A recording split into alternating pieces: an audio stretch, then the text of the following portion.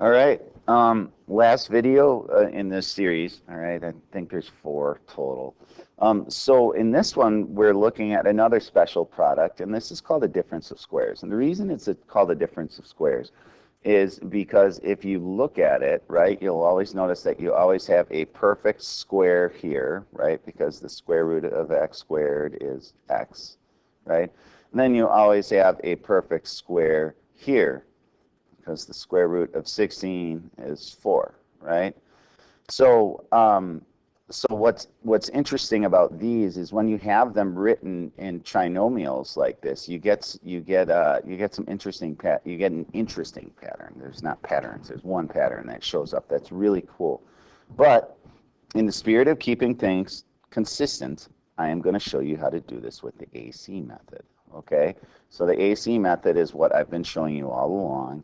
It's where you multiply your A term times your C term, okay? And then they add up. You find 2 factors that multiply to give you that, and then those should add up to give you your B term. So remember, we're dealing with AX squared plus BX plus C.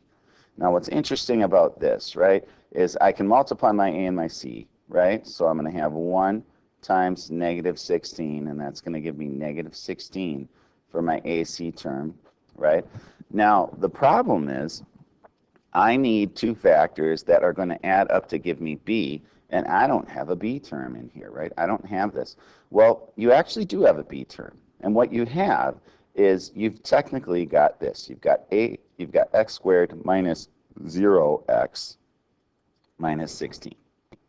All right? Now, we never write that because 0 times anything is just 0. But that's what you have. So what we're looking for, and the reason I wanted to write it out like that so you could see it, is that you'll realize that, well, I just need 2 factors that cancel each other out then, that add up to 0, right? So for negative 16, right, you need a positive and a negative. So you could have negative 1 and 16. You could have 1 and negative 16. You could have 2 and negative 8. You could have negative 2 and positive 8. And you could have 4 and negative 4, or negative 4 and 4, which is the same. So I'm not going to write that down. This gives you 15 when you add it. This gives you negative 15, right? And you can see that these are going to give you something as well that's not 0. But 4 and negative 4 do give you 0. And so, and that you'll only get that when you have a perfect square there, right? Because 4 times 4, if you ignore the negative, is a square number, right? And that's what it's always going to give us, so it's always going to look like that. So for decomposing this, you would go x squared plus 4x minus 4x minus 16. And then you factor this thing, all right? So you would say, okay, x plus 4, and then minus, and then we'll take that 4 out, and then we're going to get x plus 4 again. Right? Usually when this leading one's a negative, I usually take the negative out with the factor because then that leaves your variable positive, right? And it gives you the same thing right here, right? And so now pull that x plus 4 out. Wonderful. And then the leftovers, right, which is what we have here and here, go next to it. So we'll have x minus 4. And so what we get is we get this set of binomials that look really similar, but the only thing that's different about them is your operators, right? You have a positive and you have a negative. Otherwise, they're identical, but you have a positive and a negative operator. So if you can make that connection when you see something that looks like this, you can go right to this.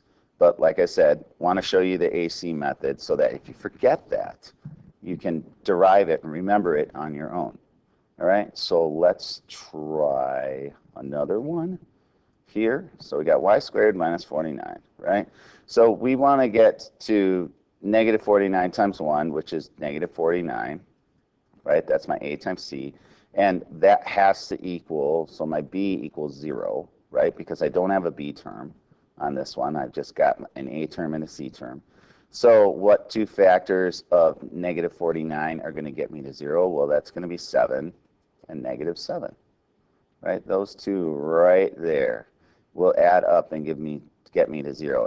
Anything else, and the only other factors I can think of out of that would be 1 and 49 anyway, but that's either going to give you, you know, negative 48 or positive 48, and we want 0.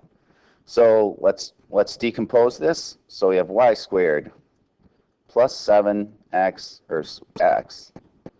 What is wrong with me? Y. If I write y, then we got to stick with y, man. Plus 7y minus 7y, and then minus 49. And then, again, we're going to treat this, you know, we're splitting this up, right? So we'll pull out a y, and you get y plus 7. And so I want to try and get the same thing over here. Got minus 7. Remember, pull that negative out.